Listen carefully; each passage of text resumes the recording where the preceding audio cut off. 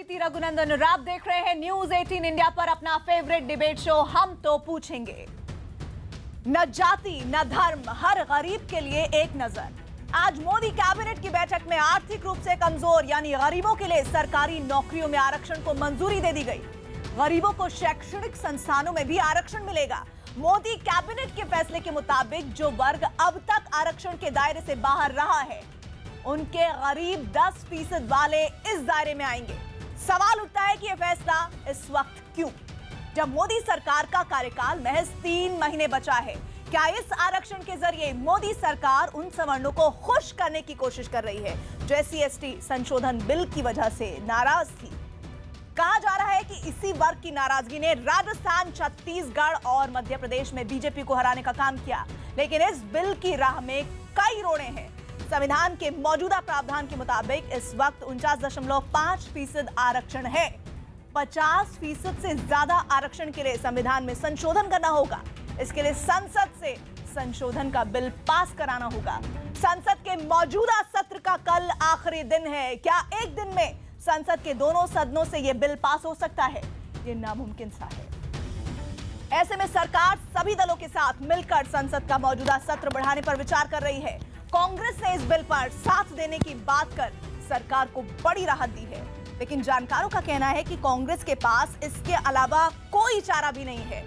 कल जो बीजेपी दलितों के नाम की खिचड़ी दिल्ली के रामलीला मैदान में पका रही थी, वही पार्टी सहयोगियों के साथ आरक्षण के जिस नए फॉर्मूले के साथ आई है सामने, उसे सवर्ण आरक्षण भी कहा जा रहा है। इस नए आरक्षण की शक्ल सूरत के साथ ही टाइमिंग से कई सवाल खड़े होते हैं जो आज हम पूछेंगे। हम तो पूछेंगे, क्या मोदी सरकार ने 2019 जीतने के लिए गरीब आरक्षण का दांव चला है? क्या आर्थिक आधार पर आरक्षण का फैसला संविधान विरोधी है? और लगातार बढ़ता आरक्षण का दायरा प्रतिभाओं को कुचलने का औजार तो साबित नहीं होगा। अब की बार सवर्ण आरक्षण से बेड़ा पार, और इन सवालों पर बड़े पैनल से बड़ी चर्चा। लेकिन पहले नजर पूरे घटनाक्रम पर। हम तो पूछेंगे में बड़ी बहस, अब की बार सवर्ण आरक्षण से बेड़ा पार।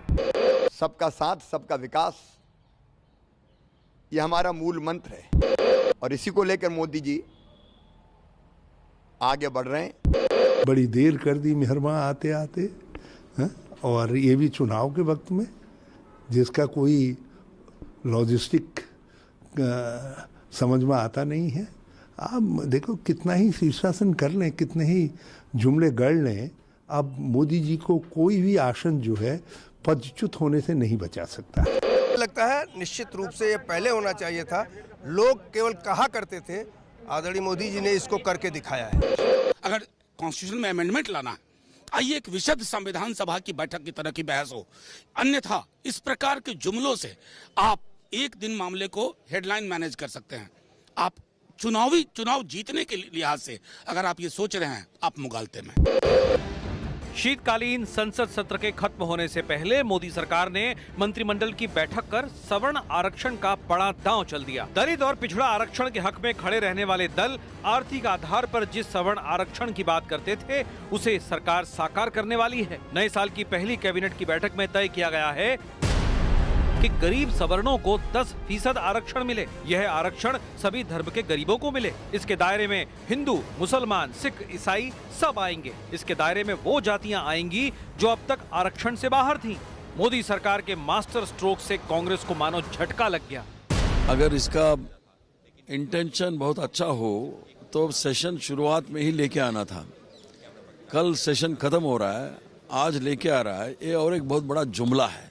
दलितों, आदिवासियों व पिछड़ों के संवैधानिक आरक्षण से कोई छेड़छाड़ ना हो तथा समाज के सभी गरीब लोग, वो चाहे किसी भी जाति या समुदाय से हों, उन्हें भी शिक्षा तथा रोजगार का मौका मिले।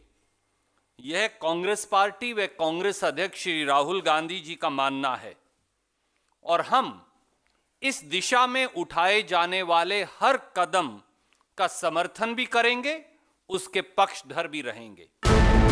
मोदी सरकार के हर कदम की आलोचना करने वालों को ऐन चुनाव से पहले सवर्ण आरक्षण की चाल ने असमंजस में डाल दिया है। आरक्षण जो है आर्थिक स्थिति को सुधारने के लिए नहीं है।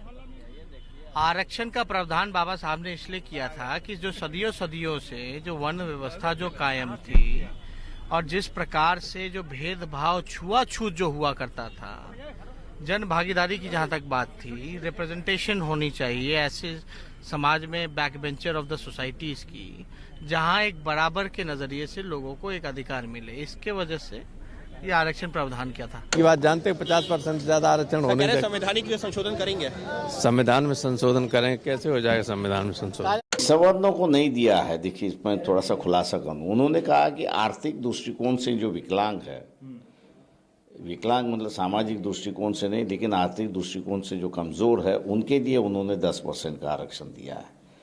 तो सवर्णों को जो जनरल सीट में से जो नौकरियां, एजुकेशन, सर्विस कुछ मिल रहा था, उसमें से जो है 10% घटा दिया। बीजेपी का जो है सेल्फ गोल देख रहा हूँ, आरएसएस बीजेपी का ये सेल्फ गोल है।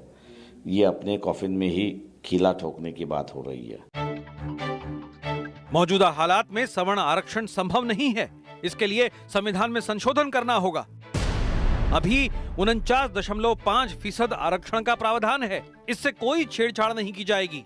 संविधान में संशोधन कर आरक्षण की सीमा 59.5% की जाएगी। इसके लिए धारा 15 और 16 में बदलाव किया जाएगा। सरकार के फैसले से पिछड़ों की राजनीति करने वाले कुछ अपने नाराज हो गए हैं। ये चुनावी खाली ड्रामा है। जो SC/ST को लेके सवर्ण नाराज था, SC/ST को लेके जो सवर्ण नाराज था, उसको खाली खुश करने के लिए ये खाली वहाँ बोला जा रहा है। ये होगा नहीं। सुप्रीम कोर्ट ने कहा कि 50% से ज्यादा आरक्षण नहीं हो सकता है, तो ये कहां से देंगे? अपने घर से लोग लिया के देंगे। वहीं दलितों की राजनीति करने वाले वो दल जो लंबे समय से गरीब सवर्णों के लिए आरक्षण की मांग कर रहे थे, खुश हैं। लोक जनशक्ति पार्टी ने हमेशा मांग की थी कि इनको 15% का आरक्षण मिलना चाहिए, पर मुझे खुशी है कि कम से कम शुरुआत हुई। एक लंबे समय से हम लोग ये मांग करते रहे, एक लंबे समय से हम लोग चाहते हैं कि जो स्वर्ण जाति के जो गरीब लोग हैं उनको ये आरक्षण का भी उनको लाभ मिले। तो मैंने 3-4 बार इंडिया की मीटिंग में इस मुद्दे को छेड़ा था कि बहुत तेज आंदोलन जगह जगह पर हो रहा है, समाज में विषमता पैदा हो रही है। जो इकोनॉमिकली वीकर हैं, अपर कास्ट में उनको रिजर्वेशन दिया गया, हम उसका स्वागत करते हैं। मोदी सरकार के आलोचक भी इस मुद्दे पर संसद में साथ देने का भरोसा दे रहे हैं। 10% आर्थिक पिछड़े हुए सवर्णों को आरक्षण देना चाहते हैं, तो उसके लिए सबसे पहली जरूरत है कि आप संविधान में संशोधन कीजिए और तब इस बिल को लेकर आइए।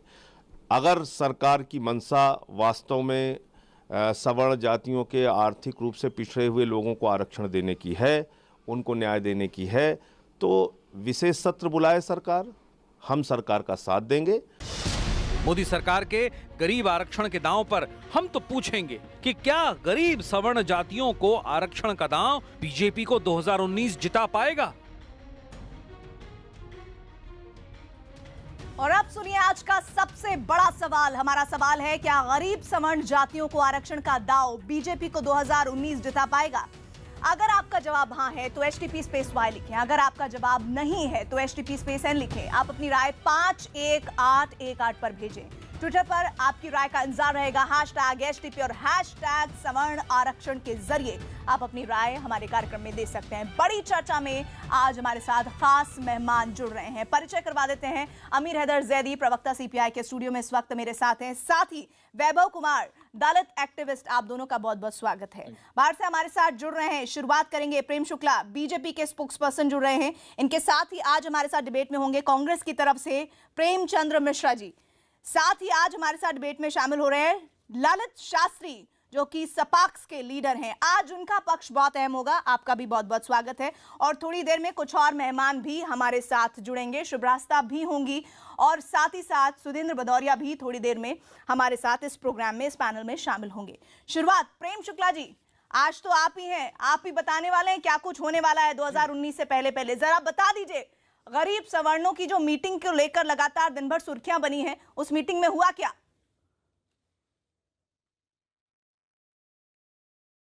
चूंकि मीटिंग में मैं था नहीं, इसलिए इस बारे में कुछ मैं बोल नहीं सकता, लेकिन आदरणीय नरेंद्र मोदी जी ने उनकी सरकार ने एक क्रांतिकारी कदम उठाया। 70 वर्षों से जो इकोनॉमिकली बैकवर्ड सेक्शन था उसके लिए आरक्षण की मांग थी, उस आरक्षण की मांग पर लोग बातें करते थे लेकिन कोई निर्णय नहीं ले पाता था।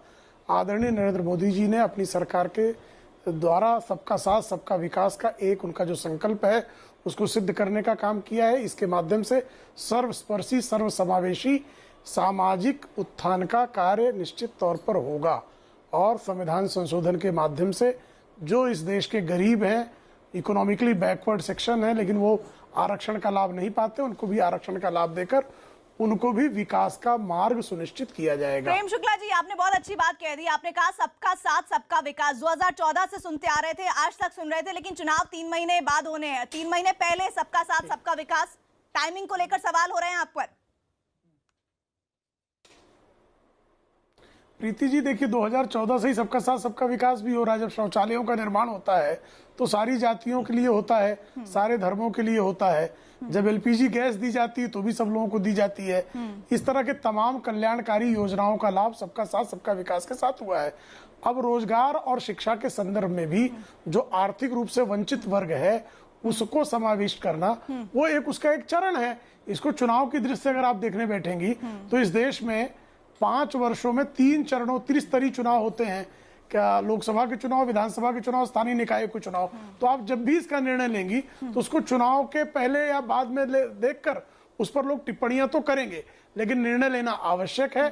सर्वस्पर्शी सर्वसमावेशी सबका साथ सबका विकास के संकल्प को सिद्ध करने के लिए इस क्रांतिकारी निर्णय का हर किसी को स्वागत करना चाहिए। निर्णय लेना आवश्यक है, बिल्कुल सही आप बात बोल रहे हैं, लेकिन जुमलेबाजी नहीं होनी चाहिए जो विरोधी आप पर आरोप लगा रहे हैं। मैं आपके पास आऊंगी प्रेमचंद जी, सीधा रुख आपका मैं करूंगी। रणदीप सुरजेवाला आपके नेता कह चुके हैं कि हम इस फैसले के साथ खड़े हुए हैं, लेकिन जरा ये भी बताइए, क्या वोट बैंक का डर तो नहीं था कांग्रेस के दिमाग में कि सवर्ण कहीं निकल जाएं तो चलिए हम भी साथ हो जाएं?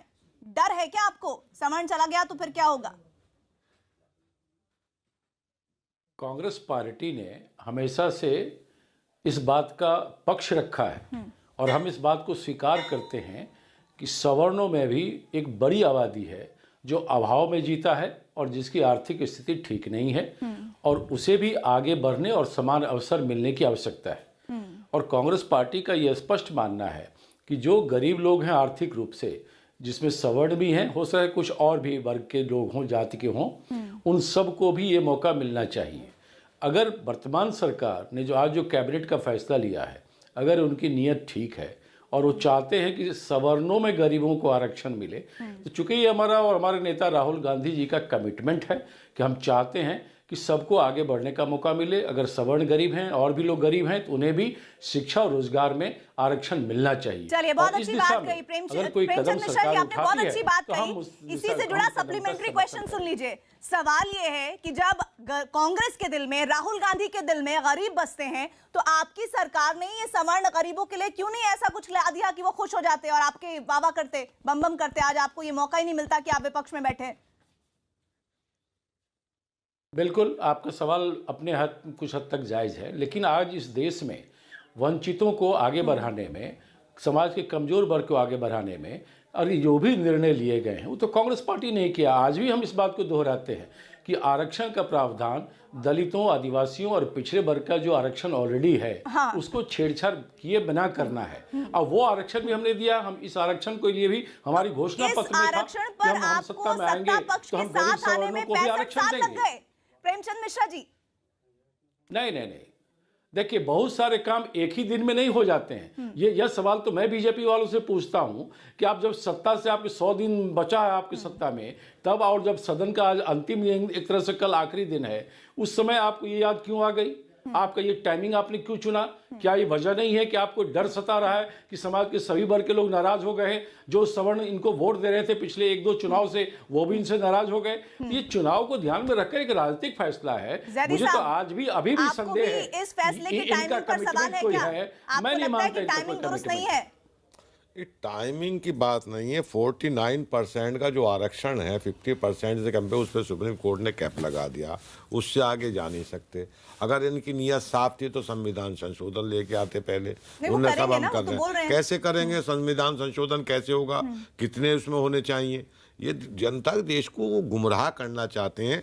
मैं एक चीज़ आपको कहता हूँ, जो गरीबों की, दलितों की, किसानों की, बेरोजगारों की लड़ाई लड़ता है वो तो चुनाव में जीतता ही नहीं भाई। और ये चुनाव में जो मूर्ख बना के ये लोग आते हैं, अब जनता इसे समझ चुकी है। किस में ये देना चाहते हैं आरक्षण?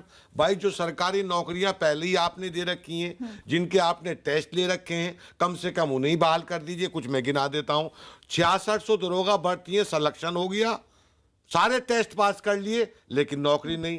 11,000 सिपाही भर्ती पास कर लिए, सब कुछ उसमें है, नौकरी नहीं। बीएड टीचर 70,000 पास कर लिए, सारे टेस्ट पास, नौकरी नहीं।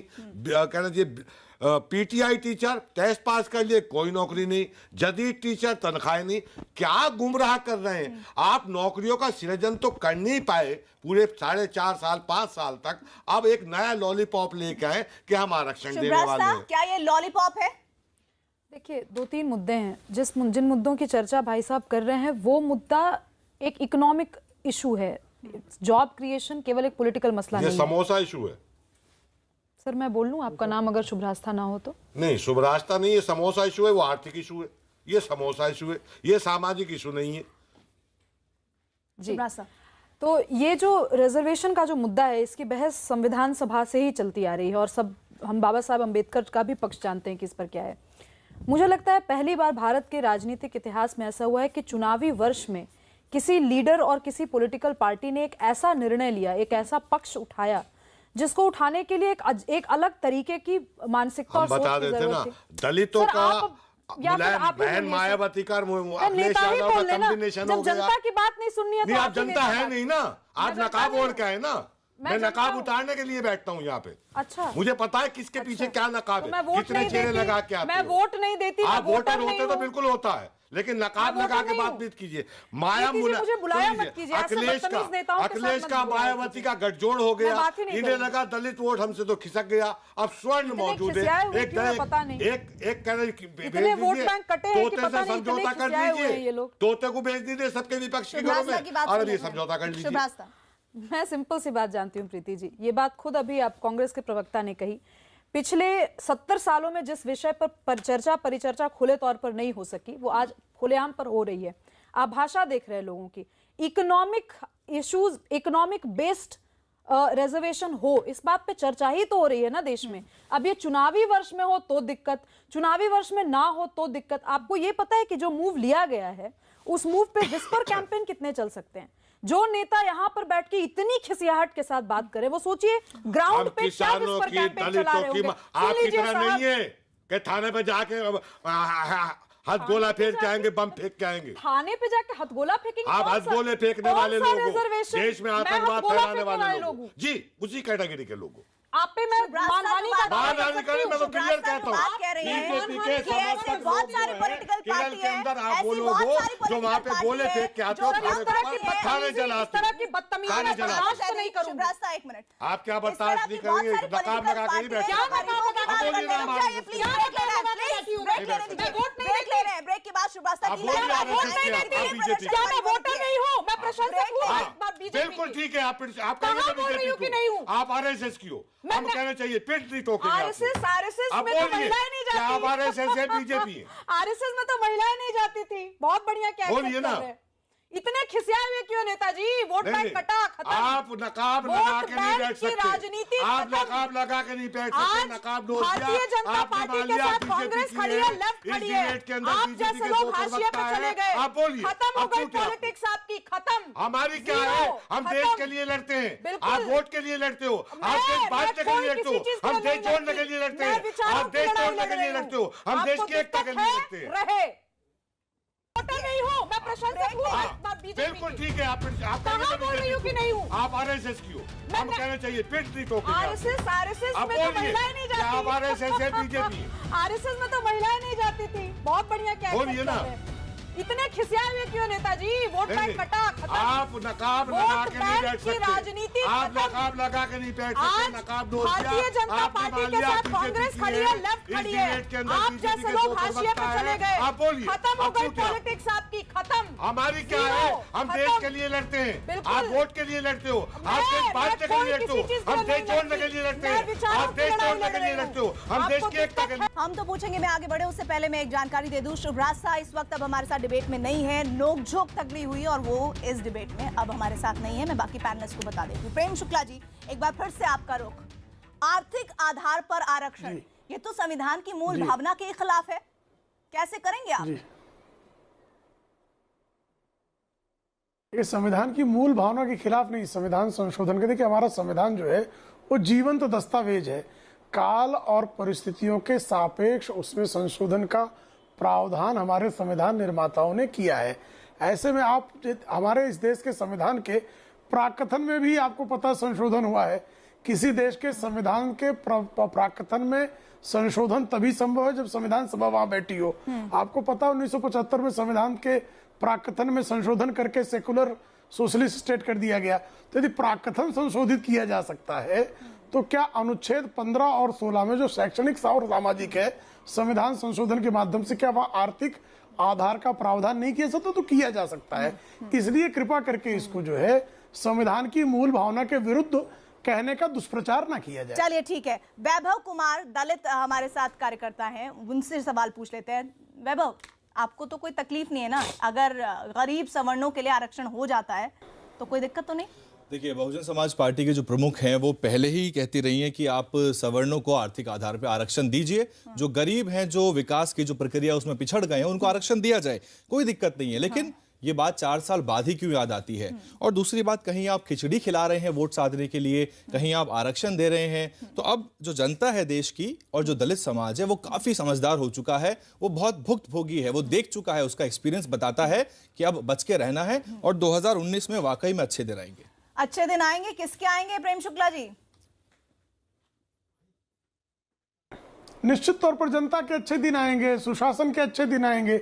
और अच्छे दिन उन लोगों के हैं जिनको एलपीजी गैस मिली है, जिनको शौचालय मिला है, जिनके जनधन में अकाउंट्स खुले हैं, जिनको तमाम जो है रोजगार के अवसर सृजित करके उनको अवसर प्राप्त हुए हैं, तो अच्छे दिन उनके आए हैं। और जिनके बुरे दिन आए हैं वो जयदी जी की तरह सुपरास्ता का अपमान करने पे हम आता है, तो बुरे दिन उनके आए हैं जिनको जनता वोट करने के लिए तैयार नहीं है। बुरे दिन, अरे अपमान करके एक महिला का अपमान करके आपने किस तरह से परिवर्तन का साल है, एक महिला अपना चौकीदार सभ्य महिला का इसमें देश को अपना चौकीदार बदलना है, परिवर्तन का साल है। अच्छे दिन आएंगे किसानों के, जिनसे आपने वादा किया था। न्यूज़ 18 इंडिया के सारे दर्शकों ने देखा कि किस तरह से जयदी जी को महिलाओं के उत्पीड़न करने में आनंद प्राप्त होता है और महिलाओं को पीड़ित के रूप में सिद्ध हुए। 2019 में जब देश का चौकीदार बदलेगा तो बेरोजगारों को रोजगार मिलेगा। अच्छे दिन आएंगे उन 66 गाँव के जिन्होंने सारे टेस्ट पास कर लिए, महिला का इसी चैनल पर अपमान किया, अवमानना की और उनको वोट करने के लिए मजबूर किया।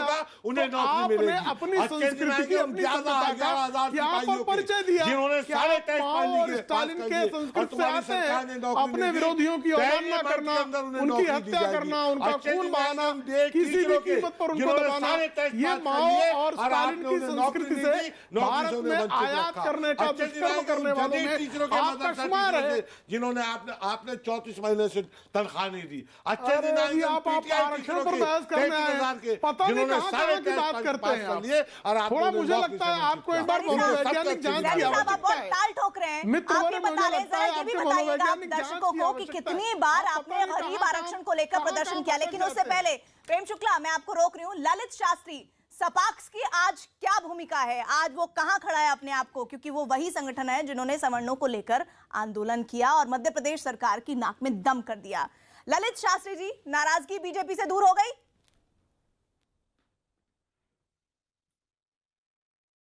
देखिए, विश्लेषण करना होगा, इतना आसान नहीं है निष्कर्ष पे पहुंचना।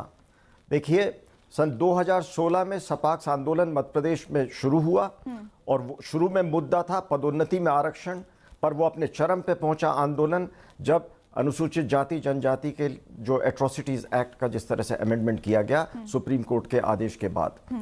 तो जनता में एक बात फैल गई है और जिस तरह से बार बार तब जो मध्य प्रदेश के मुख्यमंत्री थे उनका कहना कि कोई माई का लाल खत्म नहीं कर सकता आरक्षण, और भाजपा का केंद्रीय नेतृत्व पिछले चुनाव के पहले बार बार दलितों को अपनी तरफ करने के लिए कोई कसर नहीं छोड़ रहे थे और जनता में एक मैसेज चला गया था कि समाज को बांट के सच्चाई तो यही है ना कि जो मौजूदा आरक्षण है ओबीसी SC ST को मिलाकर उसमें तो कोई छेड़छाड़ नहीं की गई है ना, 10% जोड़ा गया है। अब आप ये बताइए, आप कह रहे हैं विश्लेषण होना चाहिए, बिल्कुल होना चाहिए। अब 2019 में खुलकर आप खड़े होंगे बीजेपी के साथ? जी, मैं इस पे कुछ कहना चाहूंगा। देखिए सपाक्स का ये कहना था और कहना है आज भी कि आरक्षण आर्थिक आधार पे होना चाहिए और जाति आधारित आरक्षण नहीं होना चाहिए। अब क्या हो रहा है, 49% से अब 59% पे पहुंच रहे हैं। तो इस देश की प्रतिभा का क्या होगा अगर हम 50 से ऊपर चले जाएंगे। और सुप्रीम कोर्ट ने जो 50% की कैप लगाई है वो बहुत सोच समझ के लगाई गई है। और एक बात और जरूरी है, ये देखा गया है कि बार बार जो आरक्षित वर्ग के हैं वो मेरिट की सीटों पे कब्जा कर करते हैं और इस तरह से बहुत जो SC ST जो है वो जाति के आधार पर छिन रहे हैं, उत्पीड़न अत्याचार झेलता है। आप ऊना कांड को नहीं भूल सकते, मेधावी छात्रों के साथ जो होता है उसको नहीं भूल सकते। शास्त्री जी कुछ सवाल करना चाह रहे हैं वैभव जी का आपसे एक सवाल है। शास्त्री जी वो सवाल करना चाह रहे हैं आपसे अपना सवाल। वो कह रहे हैं कि किसी भी तरह का आरक्षण नहीं होना चाहिए, सिर्फ आर्थिक आधार पर आरक्षण होना चाहिए। ये बताया जाए कम से कम इस देश को कि जो शोषण होता है, अत्याचार उत्पीड़न होता है, क्या वो आर्थिक आधार पे होता है या वो जातिगत आधार पे होता है। जब एक व्यक्ति बारात निकालना चाहता है, जो वो सशक्त है, वो आर्थिक रूप से मजबूत है, उसको बारात निकालने से रोका जाता है। सोने की चेन पहन ले, अच्छे जूते पहन ले, मूंछ रख ले, तो उसको क्या ये उसका आर्थिक आधार पे शोषण हो रहा है या जाति के आधार पे? आपकी इकोनॉमिक जो मोबिलिटी है, आप आर्थिक रूप से जितना सशक्त हो जाएंगे, कुछ लोगों के आंख में उतना खटकेंगे। ये जातिवादी लोग हैं और इनका देश की सरकार से कोई लेना देना नहीं। नहीं, आपका प्रश्न हो गया। ये तो आप तो दिन भर बोलते रहेंगे। नहीं, अब आप मुझे जवाब देने दीजिए। ये तो आपका प्रश्न ऐसा चलेगा कि दिन भर आप भाषण देते रह जाएंगे। देखिए, हम इतिहास के शिकंजे में कब तक कसे रहेंगे? 70 साल हो गया देश को आजाद हुए। इस देश में एक संविधान है, इस देश में डेमोक्रेसी है और इस देश में रूल ऑफ लॉ है। जो बातें आप बोल रहे हैं वो रूल ऑफ लॉ जो आरक्षण मिला है वो जाति के आधार पर मिला है, क्योंकि कुछ जातियों को चिन्हित किया गया, उनको शेड्यूल कास्ट, शेड्यूल ट्राइब बनाया गया और बताया गया कि इनके साथ सिस्टमैटिकली हजारों सालों से शोषण हुआ। ये जातियों जब तक आरक्षण व्यवस्था रखेंगे, जब तक आप आरक्षण जाति व्यवस्था पे रखेंगे, इस देश में जातियों में भेद होता रहेगा। जातियों की वजह से आरक्षण है, ना कि आरक्षण की वजह से जाति है। और आरक्षण जो है एक सॉल्यूशन है, एक प्रॉब्लम की दवाई थी जो कि पूरी नहीं हो पाई है। SC ST का कोटा ही पूरा कर दीजिए, कम से कम उतनी नुमाइंदगी मिल जाएगी। यूनिवर्सिटीज में 3% से ज्यादा नहीं है दलित। टॉप जो सेंट्रल पोस्ट है, सचिव, प्रधान सचिव, प्रिंसिपल सेक्रेटरी, चीफ सेक्रेटरी, उसमें कहां पर है दलितों की नुमाइंदगी? 22% जो आप भर्ती करते हैं UPSC में, वो आगे चल के कैसे वो खत्म हो जाता है और क्यों हमें सचिव ढूंढने से नहीं मिलते? आप आज OBC सचिव ढूंढिए, कहां है OBC सचिव? भारत सरकार की मंत्रालयों के अंदर ये दिक्कत है सारी की सारी। भाजपा को अपना शासन खोना पड़ा। आप दोनों को रोक रही हूं यहाँ पर। नहीं, अब मैं आप दोनों को रोक रही हूं। शास्त्री जी, मैं आपके पास दोबारा आऊंगी, आपके पास दोबारा आऊंगी, बिल्कुल आऊंगी। आमिर हैदर जैदी, जरा ये बताइए, ये जो आरक्षण आर्थिक आधार पर, आप भी तो ये कहते हैं ना कि गरीबों के बारे में सोचना चाहिए, और अगर आर्थिक आधार पर आरक्षण हो रहा है तो आप तो समर्थन करेंगे ना इस बात को? देखिए, संविधान के भी वो दुआई दे रहे थे। संविधान की इनकी नजरों में खटकता है, क्योंकि संविधान ही गरीब को प्रोटेक्ट करता है। बिहार चुनाव से पहले आपको याद होगा, इन्होंने कहा था, आप बताइए ना कि लेफ्ट क्या सोचता है। लेफ्ट बताइए, आप आरोप प्रत्यारोप में मदद दलितों की हिंदुत्व का एजेंडा है क्या? हमारा कोई एजेंडा नहीं है। इस फैसले में बीजेपी, एक मिनट, हम आपको बता रहे हैं, बता तो रहे। बिहार चुनाव में जब ये जाते हैं तो कहते हैं हम आरक्षण को दोबारा संशोधित करेंगे, हम समाप्त करेंगे। उत्तर वो चुनाव में आने लगे तो अब ये उसकी बात करने लगे। हम एक चीज कहते हैं, किया जाता है तो आप बीजेपी को कटघरे में खड़े मैं आपको जवाब दे रहा हूँ। मुझे बताइए कि इसमें हिंदुत्व का एजेंडा है क्या? सुन लीजिए, इसमें हिंदुत्व का एजेंडा है क्या? ये सबका विकास चाहते हैं ना, इसमें हिंदुत्व का एजेंडा है क्या? आप स्पेसिफिक सवाल दीजिए, इसमें हिंदुत्व का एजेंडा दिखता है आपको? नहीं लगता कि देश को गुमराह करने वाला एजेंडा है? हिंदुत्व का एजेंडा देश को गुमराह करने वाला एजेंडा, देश को गुमराह करने वाला हो सकता है। चलिए मानिए, देश को गुमराह करना है, मान लेते हैं आपकी बात। आप ये ईमानदार है ना? है या नहीं है? मैं आपको प्रपोजल दे रहा हूं, हिंदुत्व का एजेंडा है या नहीं है? दे रहा हूं, हिंदुत्व का एजेंडा है या नहीं है? बताइए पहले। मैं आपको एक प्रपोजल, आप बताइए तो सही, आप एक हाँ ना में बोल सकते हैं। ये समाज को बांटने वाला एजेंडा है, विघटनकारी एजेंडा है, दुर्भाग्यपूर्ण फैसला है। अच्छा एक बात बताइए, कैसे बांटने वाला एजेंडा है। मुसलमान गरीब नहीं होता, ईसाई गरीब नहीं होता है। सुन लीजिए तो एक काम करिए ना, बहन मायावती भी जी कहती है जितनी जिसकी भागीदारी उतनी उसकी हिस्सेदारी, आरक्षण दे दीजिए। ये मनुवादियों को 2% आरक्षण दे दीजिए, बाकी सब कुछ जनरल कर दीजिए।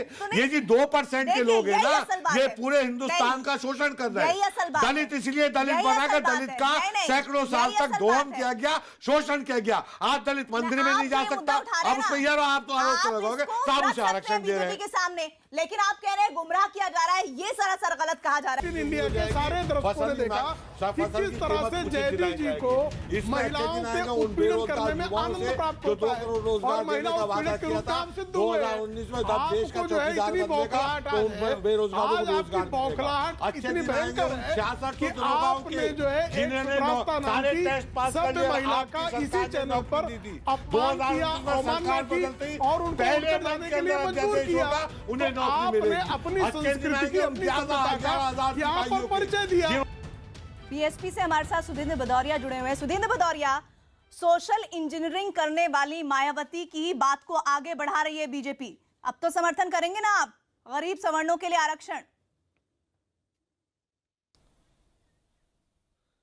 देखिए, इनकी अगर नीयत अच्छी होती तो पहले इन्होंने जो अपोजिशन पार्टीज थी, एनडीए के और मेंबर्स थे, उनसे बातचीत की होती और ये एक बहुत बड़ा राष्ट्रीय फैसला है। पर असलियत ये है क्योंकि ये जो तमाम हार हुई है भारतीय जनता पार्टी की इन राज्यों में, कर्नाटक से लेके छत्तीसगढ़, राजस्थान, मध्य प्रदेश और उत्तर प्रदेश के उपचुनाव में जो सफाया हुआ इनका गोरखपुर, फूलपुर, कैराना, नूरपुर में, तो अब इनकी ज़मीन खिसक गई है पैर से के नीचे से। तो अब ये चाहते हैं कि डूबते को तिनका का सहारा मिल जाए, पर तिनके से सहारा नहीं मिलता, तिनके के साथ वो डूब जाता है। तो भारतीय जनता पार्टी और उनकी सरकार, जिसके प्रधानमंत्री मोदी जी पूरे देश के हैं, पर फैसला ऐसे लेते हैं जिससे वो एकदम गुपचुप फैसला लेते हैं। जैसे नोटबंदी का फैसला लिया, उसमें सैकड़ों लोग मर गए लाइन में खड़े होके, 2% जीडीपी गिर गया, कई लाख लोग बेरोजगार हो गए, करोड़ लोगों से ज्यादा बेरोजगार हो गए। तो ये हमेशा विपत्ति लाते हैं मोदी जी, और जुमलों के ये केवल जानकार हैं। तो ये एक नया जुमला लाए हैं, ये घबराए हुए हैं। बहन मायावती जी और अखिलेश जी की जो मीटिंग हुई उससे और ज्यादा घबरा गए। अब इनको लग रहा है कि अब हमारे पास कोई तो एक इन्होंने ये चला है, और मैं बता दूं ये भी इनको बहुत भारी पड़ने जा रहा है, क्योंकि इन्होंने किसी से सलाह मशवरा नहीं किया। अब जब संसद खत्म हो रही तब लाए हैं, इसका क्या कहां तक, किस सीमा तक जाएगा ये हम देख लेंगे 2-3 दिनों के अंदर। पर इनकी मंशा एकदम क्लियर है। सुधींद्र भदौरिया जी, आपने 2 बातें कही। प्रेम शुक्ला जी, पहली बात उन्होंने कहा कि बुआ बबुआ का जो गठबंधन हुआ है ना, उससे आपके हाल खराब है, आप डर गए हैं। दूसरी बात उन्होंने कहा कि अगर आपको ये पहले ही पता था, ये इतना अच्छा कदम है, वो खुद तारीफ कर रहे हैं, जो खुद दलित हैं, दलित की बात करने वाली पार्टी है, वो कह रहे हैं कि आपने कॉन्फिडेंस में क्यों नहीं लिया भाई? कांग्रेस तक तो आपके साथ खड़ी हुई है कि भाई हाँ हम समर्थन करते हैं। देखिए, एक तो इनको ये लगता है कि ये बहुत जोरदार क्रांतिकारी कदम से चुनाव में बहुत परिवर्तन होगा, तो कृपया इन्होंने बताना चाहिए कि इतने 1 दर्जन भर तो बार चुनाव हुए इस देश में, चुनाव के पहले इन सब ने ये निर्णय क्यों नहीं लिया? कभी कांग्रेस ने कभी ये निर्णय क्यों नहीं लिया? और जब बाभन संघ बजाएगा हाथी बढ़ता जाएगा का नारा लगा रहे थे, और ये जब 0 सीट पर पहुंच गए, उसके बाद भी कभी जो है सवर्णों को आरक्षण देने के संदर्भ में आर्थिक आधार पर कोई अभियान इन्होंने क्यों नहीं चलाया? मंदिर में नहीं चलाया। कमाल है प्रेम शुक्ला जी, जब आपने समझौता किया, जब क्या नारा लगाया था, हाथी नहीं गणेश है, ब्रह्मा विष्णु महेश है, तब तो ये कहा था। अब जब दलित का समझौता हो गया तो तोता की के छोड़ोगे, केरल में जाके बम फोड़ोगे, थाने जलाओगे, बुलंदशहर के अंदर इंस्पेक्टर की हत्या करोगे। बुला लिया है, अभी सुब्रास्ता जी का अपमान किया, एक तरफ अब आपने जो है इस बीच में शोर मचाने के लिए, कोलाहल मचाने के लिए, अच्छा विमर्श ना हो इसके लिए आपने जो है कुछ हुलिंगन्स बुला लिए हैं क्या? नहीं सुन लीजिए प्रेम शुक्ला जी, ये बांड की भूमिका आप निभा रहे हैं। चुनाव के आखिरी दौर में आप कहते हैं कि हम बेरोजगारों का भला करेंगे, 5 साल तक बेरोजगारों से कहते नाले से गैस लीजिए, पकौड़ा तलिए। अरे किसानों से किसान जब आता है तो किसानों की याद आती है, जब किसान आता है तो उसे नक्सलवादी कहते हो। तो ये देश जानता है, देश गुमराह नहीं हो सकता। आपका प्रवचन हो गया हो तो मैं आगे बढ़ूं। प्रीति जी का प्रवचन करा लीजिए। वो कह रहे हैं गुमराह कर रहे हैं। अभी आप जब जवाब दे रहे थे तो आपने एक बात कही, आपने कहा कि कौन सा क्रांतिकारी कदम होने जा रहा है, तो वही तो हम पूछ रहे हैं। फिर 3 महीने पहले क्यों ले लिया? पहले ले लेते। आप तो सबका साथ सबका विकास करने वाले लोग हैं। मैं कौन सा क्रांतिकारी कदम नहीं होने जा रहा, मैंने ये कहा इनको ये लगता नहीं, मैं ये कह रहा हूं कृपा करके मेरी बात सुन ले। और चूंकि जयदी जी बीच बीच में बोलते तो आप मेरी बात समझ नहीं पा रहे हैं। मैंने बहुत स्पष्ट कहा यदि चुनावी फिर देखिए फिर जयदी आ गए। नहीं वो नहीं बोल रहे हैं, आप बोलिए। मैं सिर्फ इतना कह रहा हूं यदि चुनावी रूप से, जैसा कि प्रेमचंद मिश्रा जी ने भी यही बात कही, भदौरिया जी ने भी वही बात कही, वैभव जी वही बात करें, जयदी तो बारंबार कह रहे हैं। तो अगर इनको लगता है कि चुनाव में इतना फल देने वाला विषय है तो कांग्रेस ने कभी इस चुनाव देने वाले फल को, कभी गरीबों के हित में इसका निर्णय क्यों नहीं लिया? इसका उत्तर कांग्रेस भी दे दे। और बहुजन समाज पार्टी जब राज्य में बैठी और जब कह रही थी ब्रह्मा विष्णु महेश है, कह रही थी हाथी नहीं गणेश है ब्रह्मा विष्णु महेश है, या हाथी ब्राह्मण शंख बजाएगा हाथी बढ़ता जाएगा, तो उत्तर प्रदेश में ये निर्णय क्यों नहीं ले लिया? उनके पास भी मेजोरिटी की सरकार थी, कभी प्रयास ही कर लिया होता।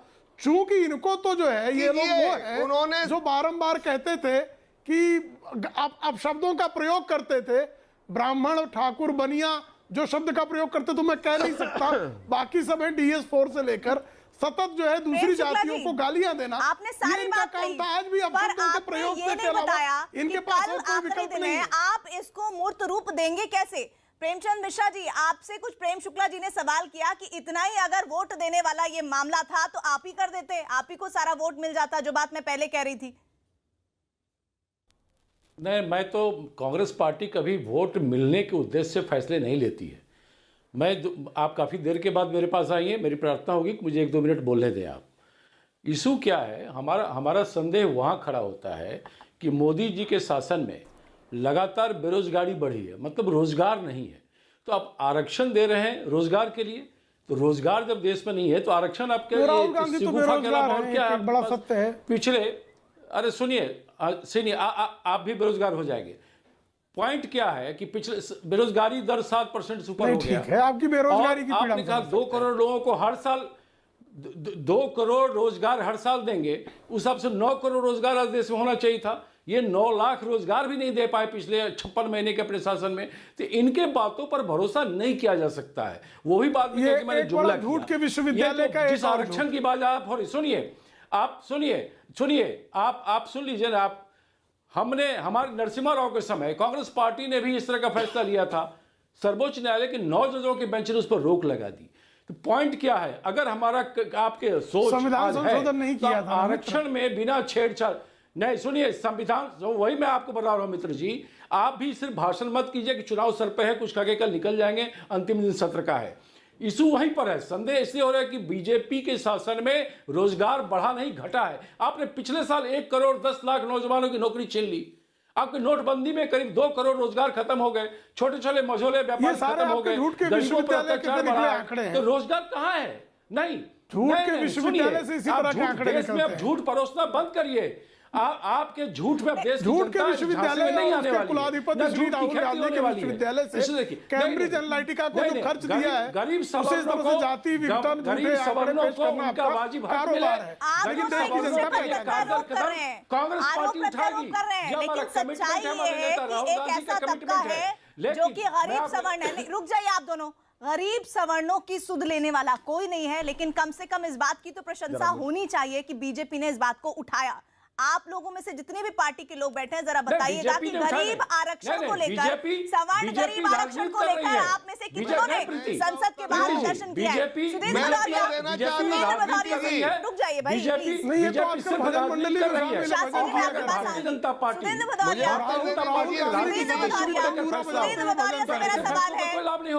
भदौरिया से मेरा सवाल है। सुधींद्र भदौरिया, जिस गरीब सवर्ण आरक्षण की बात की जा रही है, जरा बताइए उसका आधार कैसे तय किया जा रहा है? उसकी स्टडी हुई है? देखिए, मैं आपको बतला दूं, बहन मायावती जी जब 2007 में मुख्यमंत्री थी, उस समय उन्होंने सरकार को लिखा था। उस समय प्रधानमंत्री मनमोहन सिंह जी थे। उन्होंने कहा था कि इस देश के जो सवर्ण हैं, जो उनमें गरीब तबके हैं, उसको आरक्षण मिलना चाहिए। उनकी भी सरकार है, ये 4-5 साल होने जा रहे हैं इनको। सवाल सुनिए, सुन तो लीजिए। किस आधार पर किया था ये स्पेसिफिक कीजिए, क्योंकि लोग आपको सुन रहे हैं। मैं आपको बतला रहा हूं, जैसे मंडल आयोग हुआ, जिस प्रकार SC ST रिजर्वेशन हुआ, एक कमीशन बैठता है, कमीशन फिर जातियों की गणना करता है, उसमें परसेंटेज बताता है, और उस प्रकार की जातियां फिर उसमें इंगित की जाती। इन्होंने कुछ भी नहीं किया, कुछ होमवर्क नहीं किया। अचानक इनको रात को सपना आया कि अब हम हार रहे हैं तो क्या करें। अब हार में इनको एक यही फैसला इनको समझ में आया, और मैं आपको बता दूं, ये भी फैसला इनको इसलिए भारी पड़ेगा, कोई बिना तैयारी, बिना किसी बातचीत के और बिना किसी को कॉन्फिडेंस में ये किया गया फैसला है। अगर इस फैसले को लेने का आधार ही आपको समझ नहीं आ रहा है, तो आपको तो विरोध करना चाहिए। विरोध कीजिए।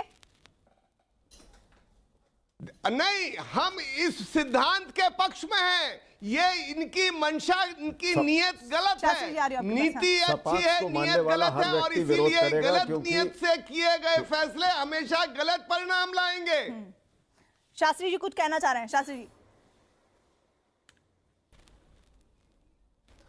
हाँ, मैं ये कहना चाह रहा हूं कि बहुत जरूरी है इस बात को ध्यान में रखना कि जैसा कांग्रेस कह रही है कि आरक्षण की वर्तमान व्यवस्था को ना छेड़ा जाए, और उसके बाद जितना भी प्रोत्साहन दिया जाए अनारक्षित वर्ग को नौकरियों के लिए और एडमिशन्स के लिए, पर इसमें एक विडंबना है, क्योंकि ये 50% वहीं जब रोक लेते हैं अगर रिजर्वेशन को अनुसूचित जाति, जनजाति और ओबीसीज के लिए, तो सवाल उठता है इतने लंबे सालों से अगर आरक्षण दिया गया है तो क्या ये जाति कि इनकी जो पॉपुलेशन है उसके अनुपात में ही बना रहे और बाकी लोगों के लिए 10% हो, ये बिल्कुल अनुचित है। एक बात, और प्रतिभावानों के लिए सीटें सिकुड़ती जाएंगी। अभी तक 50% थी, और उनकी तो कोई बात ही करने वाला नहीं है ना। जो 40, जो पहले 50% थे शास्त्री जी, वो 40% रह गए हैं। कोई बात, जो होनहार बच्चा है, जो रात दिन पढ़ाई करता है, उनकी तो कोई बात ही नहीं कर रहा है। सब अपना अपना हिस्सा ले लेना चाहते हैं, और उसके आधार पर बता रहे हैं कि ये सही है, वो सही है। कैसे बढ़ेगा? बड़ी आयरनी है जिस बात को आप उठा रहे हैं। लेकिन इस बीच में एक और बात आप लोगों को बता दूं कि हर मुद्दे पर सीपीआई कैसे हिंदू मुसलमान ढूंढ लेती है। डी राजा का ये बयान सुनिए। This government at the fag end of its tenure trying to do whatever it wants to do to promote its own agenda, Hindutva agenda, because during the last elections in Madhya Pradesh, Chhattisgarh, Rajasthan, they were accused, even there are reports from BJP that upper castes have moved away from BJP, so they want to please upper caste. अमीरजादी जवाब दीजिए, हिंदुत्व का agenda कहाँ चला रही है इसमें? नहीं, आप सुन लीजिए, हम तो ये कह रहे हैं जितनी जिसकी भागीदारी उतनी उसकी हिस्सेदारी। आप डी राजा के बयान पर पहले बताइए, हिंदुत्व का एजेंडा कैसे चला रही है? कैसे चला रही है? अगर इन्होंने देना है, हम तो ये कह रहे हैं कि दलितों को तो अभी उनका हक दिया ही नहीं जा रहा, पिछड़ों को नहीं दिया जा रहा, सारी जातियों को जोड़ दीजिए, इन्हें मनुवादियों को 2% आरक्षण दे दीजिए, सबको जनरल कर दीजिए, सारे गुमराह तो ये कर रहे हैं। ईसाई कौन नहीं है इस सवर्ण रिजर्वेशन जिसको लेकर हम चर्चा कर रहे हैं? हम तो ये कह रहे हैं, सुन लीजिए, जितनी जिसकी भागीदारी उसकी इतनी हिस्सेदारी। दलितों को दलित बनाने का, दलितों को शोषित बनाने का काम किसने किया है? हम हर मजदूर के साथ हैं, हम किसान के साथ हैं, लेकिन चुनाव के सामने, चुनाव के पास आके आप ये करेंगे, जुमले फेंकेंगे, ये जुमले नहीं चलेंगे। बताइए ना, कितना आप प्रदर्शन कभी किया? मेरे प्रदर्शन में जाते ही नहीं हो ना। गरीब सवर्णों के लिए कितना प्रदर्शन मैंने किया? अभी आपने किया, आरक्षण आए उनके अभी लिए। जंतर बताइए मंतर ना, में किया, पैगाम आरक्षण इंसान के लिए जिसके कितना बैनर प्रदर्शन तले किया में है? किया, अभी किसानों का किया। आप क्या इन्विटेशन भेजा, आपका कैमरा ही नहीं पहुंचा। मैंने तो किया था अभी। आपकी ये दलील पूरी जो देश की देश देख रहा है। सुन लीजिए, वो 66 का भी सुनना है जिनका प्रदर्शन था, वो 11,000 सिपाही भी सुनना है जिनका प्रेमचंद मिश्रा प्रदर्शन जी, था, जो बेरोजगार कांग्रेस को लेके सपोर्ट कर रही है, लेकिन जंतर मंतर पे सीपीआई को हमने किया किस पे हिंदू था। सब मुसलमान जानते ढूंढ रहे हैं। प्रेम शुक्ला जी, देखिए, मैं आपके कांग्रेस पास आऊंगी, इससे पार्टी पहले का प्रेमचंद स्पष्ट मिश्रा। मानना हाँ। है, कांग्रेस पार्टी का स्पष्ट मानना है, राहुल जी ने कई बार इस बात को कहा है और ये हमारा कमिटमेंट हम फिर एक बार दोहराते हैं कि अपर कास्ट में भी, सवर्णों में भी जो गरीब है, उनके रोजगार और शिक्षा के लिए ब्राह्मणों का आरक्षण कर दीजिए, बाकी सब जनरलाइज कर दीजिए। समझ, अरे आप चुप रहिए, आप चुप आमिर रहिए। जी, इसमें हिंदू मुसलमान है ही नहीं। सबसे ज्यादा इसमें हिंदू मुसलमान है ही नहीं। इस विषय पर आप पढ़िए, इसको पूरा डिटेलिंग करेंगे तो आपको समझ आएगा। बीजेपी डिटेलिंग हुई भी है। इस विषय पर बीजेपी राजनीति करना चाहती है। देश में रोजगार क्रिएट नहीं हुआ, आप आरक्षण दे रहे हो। आप ये तो बताओ कि आपका पर्पस क्या है? नहीं, समझ गए चुनावी आपकी साल बात। में, प्रेम चुनावी शुक्ला, महीने में आप इस तरह की बात करने का सीपीआई को हर मतलब मुद्दे क्या पर है? हिंदू आप मुसलमान ही क्यों पॉलिटिक्स दिखता है? करेंगे ये तो वो तो बात पार्टी है नहीं जो गरीबों चलेगी। की बात करती है। आप गरीब की बात कर रहे हैं, अच्छा अगर क्यों नहीं गरीब लग नहीं रहा है क्या? एक मिनट प्रीति जी, प्रेम शुक्ला गरीबों जी, सर समझ गए आपकी बात। प्रेम शुक्ला, देखो, विभाजनकारी राजनीति जो है सीपीआई के जड़ में है। वो आप करते हैं, विभाजनकारी राजनीति सीपीआई के जड़ में है। पाकिस्तान जब का बिहार में जाते तो आरक्षण की आरक्षण समाप्त करेंगे। की राजनीति उत्तर करते हैं। प्रदेश में कुछ आपने हरियाणा में जाटों को दिया था आरक्षण, क्या हुआ उसका? बहुत स्वाभाविक धराशायी हुआ ना। तो देश को गुमराह मत कीजिए, जुमले मत फैलाइए। 2019 के चुनाव से पहले आपको अपनी कश्ती डूबती हुई नजर आ रही है, इसलिए आप इस तरह की बात कर रहे हैं। आप दीजिए ना, मैं कहता हूँ आपको कि 2% ब्राह्मणों को आरक्षण दे दीजिए, बाकी सब कुछ जनरल कर दीजिए, ये सारा देश बच जाएगा। और इस रक्त पिशाच की प्रवृत्ति को ये 2% जो मनुवादी लोग बैठे हैं सत्ता के ऊपर, लेकिन वो बढ़ने देते आगे। आप मुझे बताइए, आप दलित कितना है, कि कौन से सचिवालय में सिक्योरिटी है, कौन सी सिक्योरिटी है, अदालत के अंदर कितने हैं, अल्पसंख्यक कितना है, आप नहीं बोलेंगे। हम आपकी ये 2% जो है ना, ये 3% आरक्षण दीजिए। टोटल शोषित जातियां 85% है, इनका आरक्षण 85% होना चाहिए। जो 50% मैं आप दोनों को रोकूंगी, लेकिन जो पार्टियां गरीबों की बड़ी पैरोकार बनती हैं, वो कैसे बौखलाई हुई हैं, कैसे अनर्गल बयानबाजी हो रही है, ये आपने देखा। और जो जनता की राय है वो भी आपने हमारे पोल में देखा।